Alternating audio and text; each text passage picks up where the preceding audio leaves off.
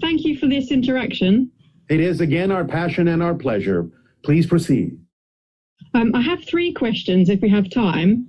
The first is the most important. It's a question about forgiveness of others and demonstrating unconditional love. Yes. The others are a number of close and previously trusted family members and also close friends who've not been happy for myself and or my partner about us or our life choices, perhaps jealousy to some degree. All right, but please begin with your important question. We'll get to the others in a moment. Okay, well, my question is that about them and how we achieve total forgiveness, that is unconditional love, for these particular people. All right, and are you familiar with what we have recently delivered as a 5-step process for going through the eye of the needle that includes the first step being forgiveness?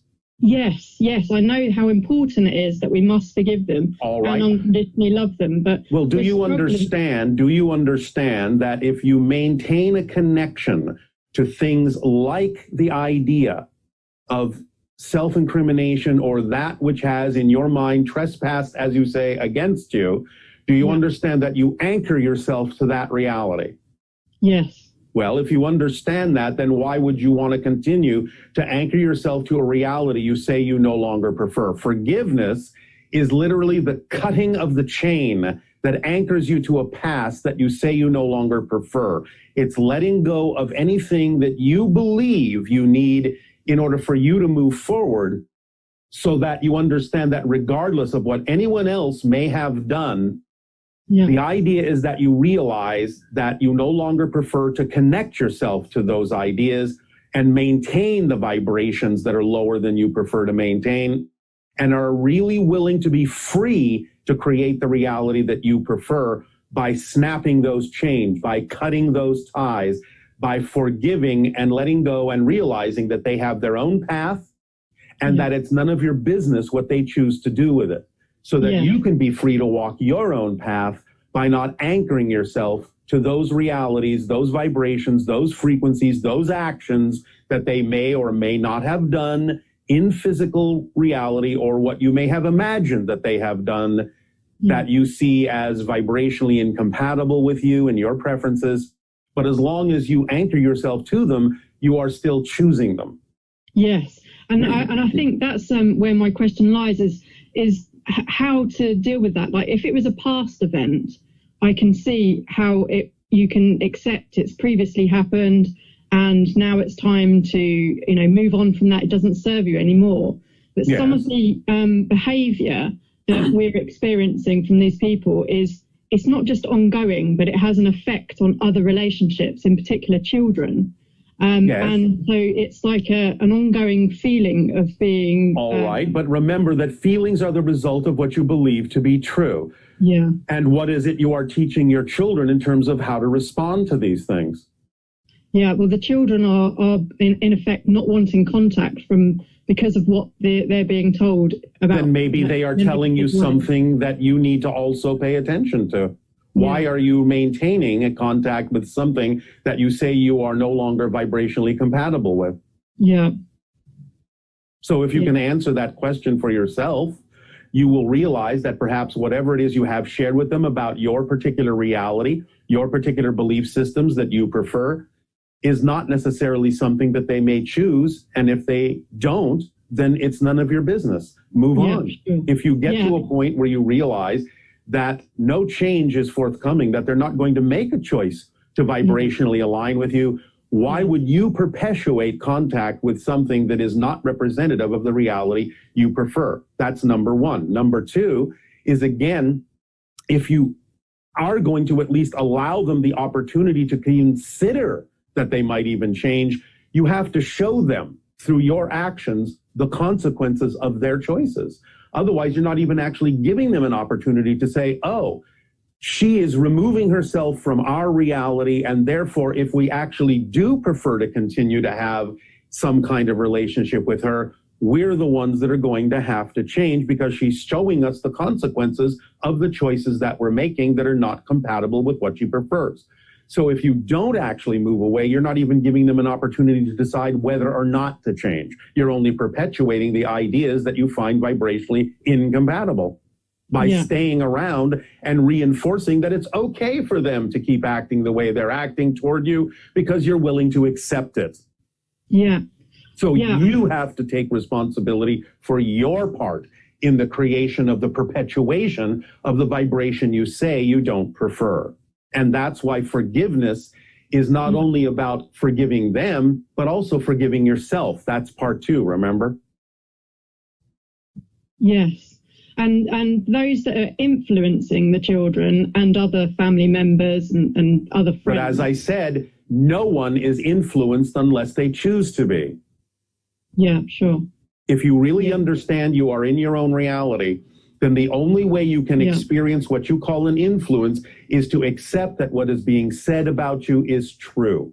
And then you influence yourself by matching the frequencies you're being offered that you say you don't prefer. And that's why we asked you, what are you teaching the children? Because if the children themselves recognize that they don't have to choose to experience influence from something vibrationally incompatible, then they may be showing you the way to allow yourself to recognize that you cannot be influenced by anything you don't agree with.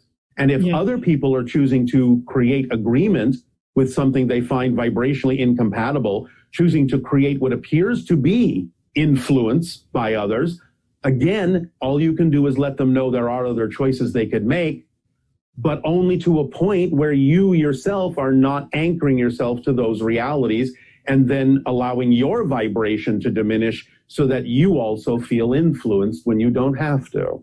Yes, thank you. You really have to let go of things that are no longer relevant for you. Yes, and it's that recognizing that it just doesn't serve us at all to feel. And that's, in essence, forgiveness. Yes. Yeah. You have to let them have their path while you don't deny yourself your own path. Yeah. You have to be true to everyone, not by being responsible for them, but by being responsible to them to be yourself, regardless of anything they may have ever done. You have to let it go. Otherwise, you are simply remaining where you say you don't wish to live. Yeah. Does that help? It does. It does. And on that theme of forgiveness on the wider level, we know that there is the extreme damage to our ecosystems and our planet, with a significant contribution to that from animal agriculture and the inhumane conditions in which animals have been kept. Including and therefore, what would you like to do about it? Again, forgiveness doesn't mean you can't do something about it, because if you're going to transition yourself to a reality that you prefer, you still have to take the actions that you would be taking in that reality. Yeah. That are representative of the reality you prefer. So how are you transforming your preferences into actual representative actions that are more reflective of the reality you prefer? What actions are you taking in that direction would be the answer. Yeah, well, we are ethical vegans, so we are choosing not to take part in that treatment of the animals. That's one step. Yeah. But what else could you be doing? Well, we need to be forgiving those that are involved. But can you also be educating? Can you also share information that demonstrates the idea that this may not necessarily be the kind of choices that you or others may wish to make? If you give them alternatives, they may choose those alternatives. Again, you can't force them to. And remember that that's not necessarily the world you live in just because you can see it. Yes. You understand? Yes, I do. But give them an option and they may take it. If they don't take it, fine. It's none of your business whether they do or not. But if you give them an option, if you give them information, if you give them education that there are alternatives and how beneficial those alternatives might be for them, then at least you are doing the most you can do to give them the option to change, the option to align with your particular perspective. But that's all you can do. But you have to take some actions if you wish to give other people a chance to change. Yes. Yes, and we do certainly try to educate and use skills to assist people who are activists who need assistance. All right, then you are doing what you can. Yeah, and in the idea of forgiveness, in the theme of forgiveness, those people who are educated or do have the information and choose still to continue for profit or because it's easier to do so, then that is representative of a reality you don't live in. Just because you can see it doesn't mean you're in it. Yeah. You have to understand it's like there's a glass wall between you and that reality. You can still see through the wall. They can see you, but nothing can get to you through that wall. Sure. Just keep living in the way you prefer to be living and being a living example of choices others could make should they decide to do so. Remember, you never change the world you're on. You change yourself and you shift to another already existing version of Earth that is already more reflective, bit by bit, more and more every day, of the version of Earth that you prefer to experience. But you never change the world you were on. That world will continue on its own and may be a very destructive world. But you will no longer live in it. In the years to come, you will no longer perceive it. It will look like the world you are on has changed, but it never does. You change and go to another world that already exists, that's already more reflective of the world you prefer to be on. Oh, that's amazing. That's brilliant. That's how it works, because everything exists at the same time. Therefore, it's only separated by frequency. This is one of the things that we are talking about in this particular transmissions monologue. More specifically, is the whole idea of how to more effectively and more consciously navigate different parallel versions of reality so that you can more consciously navigate through those versions and experience more of the kind of alternate universal realities that you prefer. Awesome. Thank you. Anything else? The final question I've got is a slightly different topic. Yeah. As soon as we were discussing this transmission between myself and my partner, our cat has showed immediate interest. Yes. And he has been acting as our guide in higher energy since we made big life changes and have been following our highest excitement. He's been a really big part of it. Well, cats can see many things that humans often cannot. Yeah, and we were wondering to what extent we may be likely to find evidence that he is an ET slipping out in and out of different dimensions and realities. Because we've been dreaming about him as a different All cats are extra dimensionals. All cats are extra dimensionals. Now, that doesn't mean they don't have a physical component that remains on your planet. No. But all cats have the capacity to go through a revolving door in their consciousness that allows them to tap into extra dimensional sources of energy and information. And that's why their senses can perceive things that most humans cannot. So in that context, all cats are extra dimensional beings, a part of which is represented by the animal you perceive physically in your reality. Yeah. Brilliant. Now, all of you, all beings are that way. What we're saying is cats are more aware of the fact that they're that way and therefore exhibit more of the traits of being extra dimensional beings that simultaneously coexist in many different realities, just as you do, but you're becoming aware of that, whereas cats have always been aware of that. That's their nature, that's their purpose, that's their reflection in your reality, is that everyone is extra dimensional constantly. It's just that they're helping you become more aware of that, to tap into that more concretely, more consciously, with more awareness and more action. Yes? Yes.